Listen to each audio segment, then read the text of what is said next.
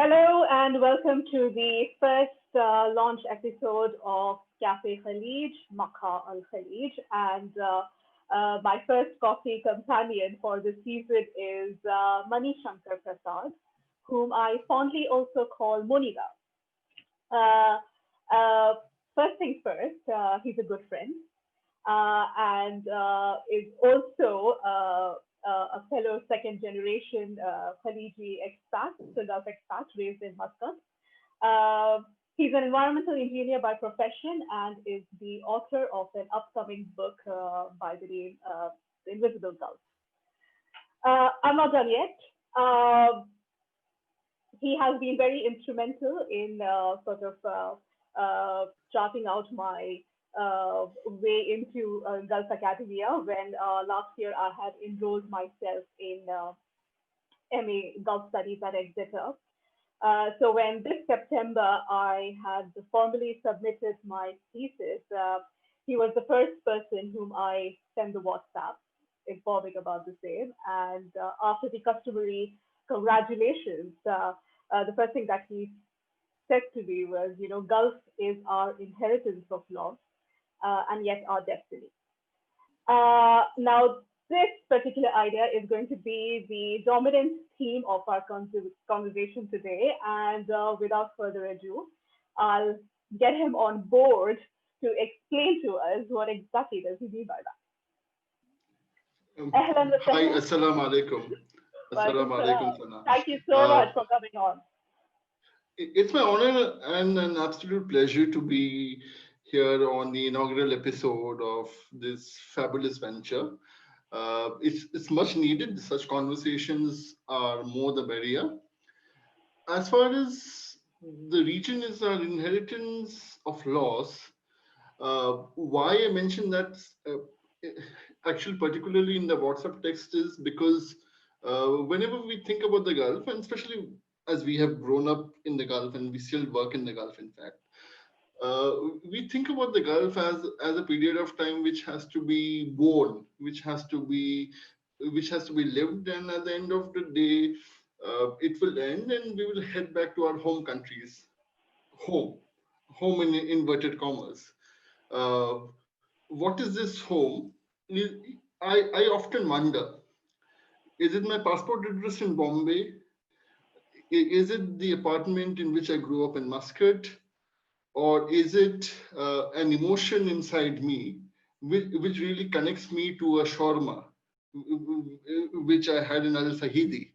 Uh, what is exactly a home? So, as far as the Gulf is concerned, it's an inheritance of laws in the sense that although we inherit the region is not ours, but it is also our destiny.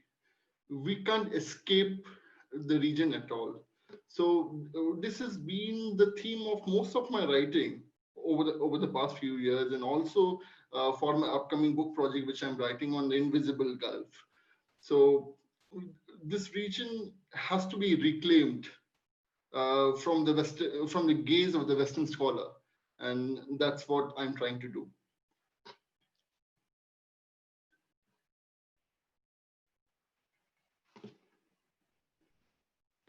You are on mute. Absolutely. Yes, I just realized. Okay.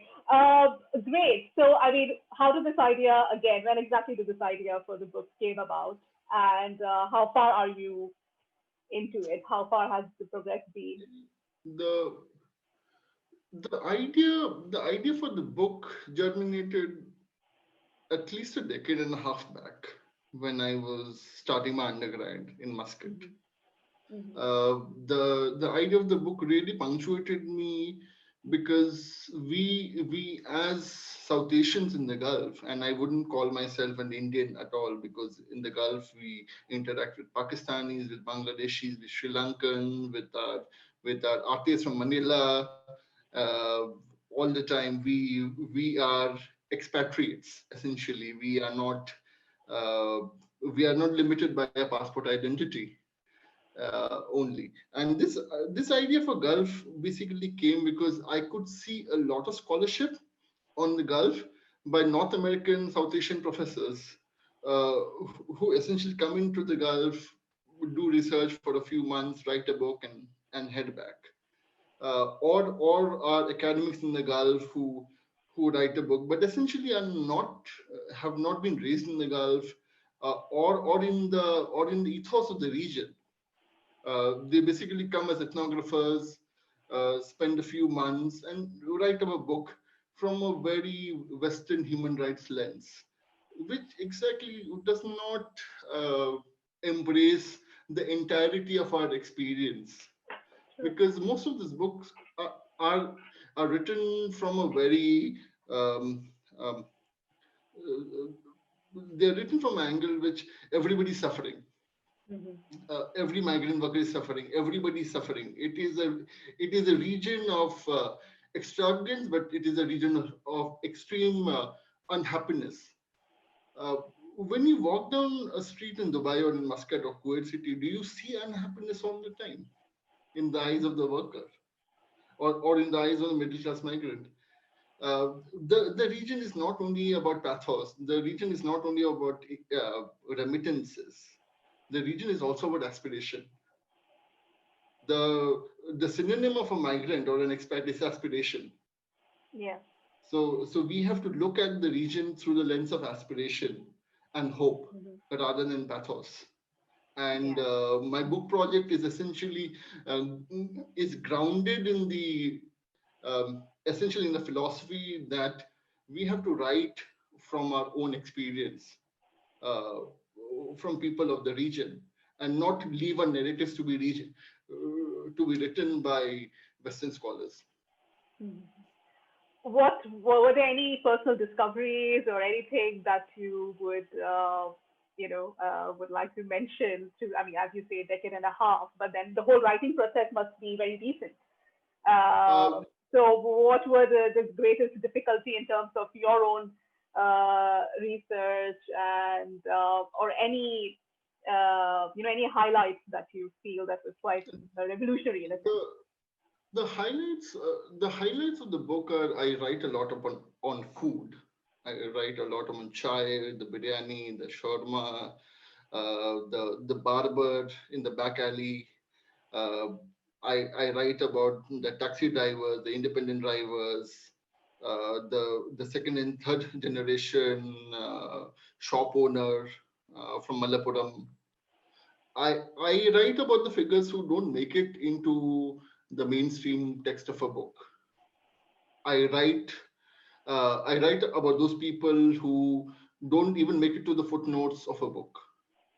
So essentially, I'm creating an active register for the people of the Gulf who are essentially expats, quote unquote. But I'm trying to create a new register for them to tell their own stories.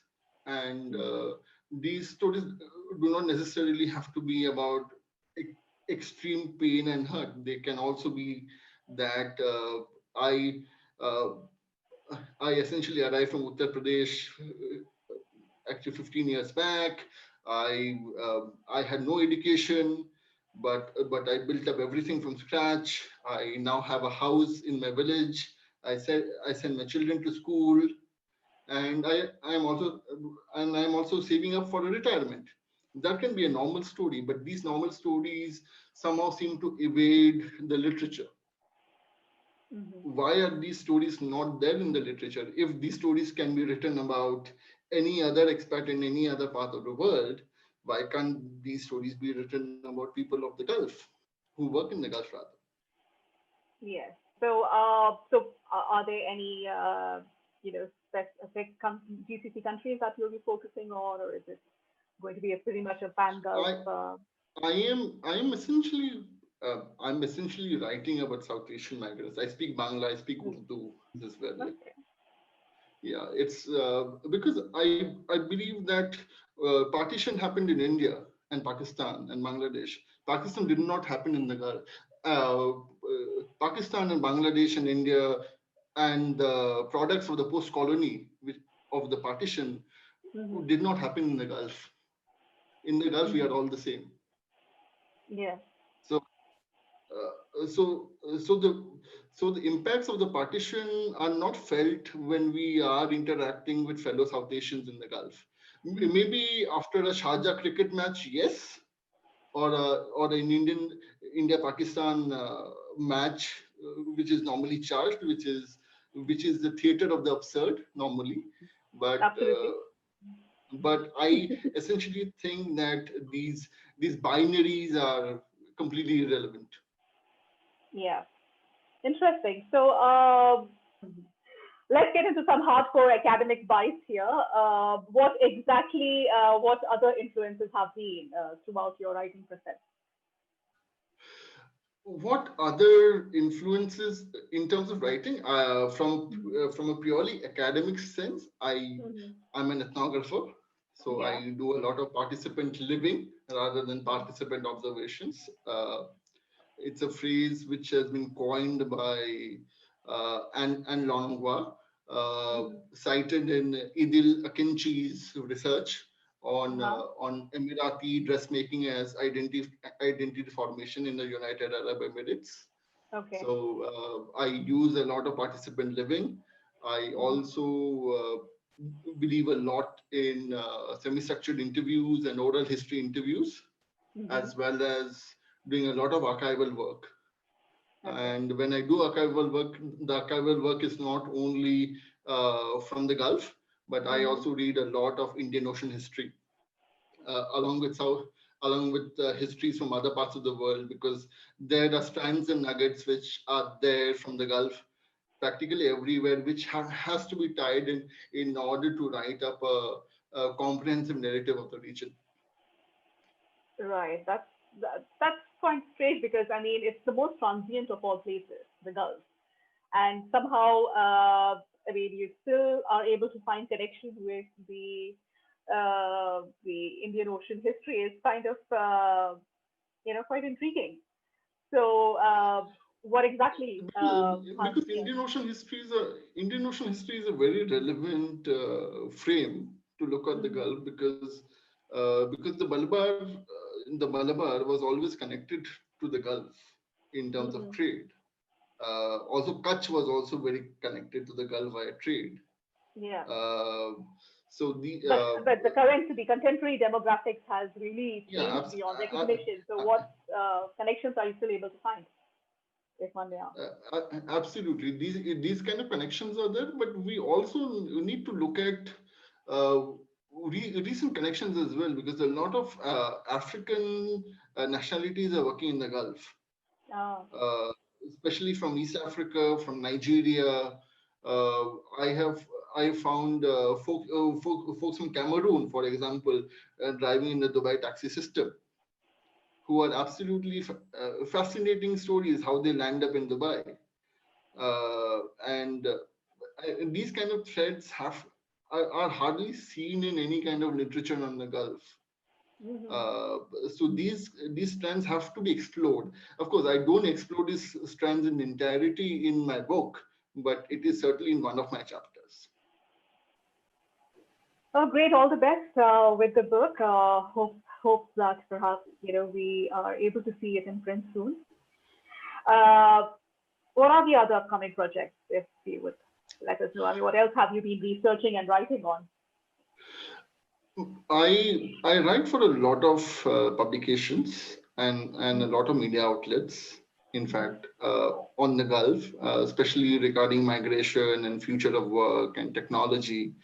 Mm-hmm. And uh, one of my future projects is certainly to work on the future of work and Mm-hmm. migration in the Gulf. Okay. And that's been a topic at the back of my mind for a while. And hopefully, inshallah, I have a PhD admit, which I should be able to start sometime. Not sharing the details as of now, but Of course, that's we can understand. Yeah. that's something which I've had in my mind for a while, and that should be a product of an intellectual slash academic project sometime. Oh, great, great. Thank you so much for this fascinating conversation. Very short and sweet, and Thanks so much for being part of my launch episode. It's a great initiative, and Mhm. the more conversations, as I initially mentioned, are the better. Yeah. And because this part of the world is covered by a lot of people, but this Mhm. part of the Gulf is not covered by somebody who lives in the Gulf and who has been raised in the Gulf as well. And you are born in Dubai as well, so you have a special role to play in this conversation, at least in Okay. facilitating the conversation at least. So Indeed, all the best indeed. and many thanks for the invite. It was honor talking. Thank you. Same here. Thank you so much. Thank you. Thank you, everyone. Goodbye.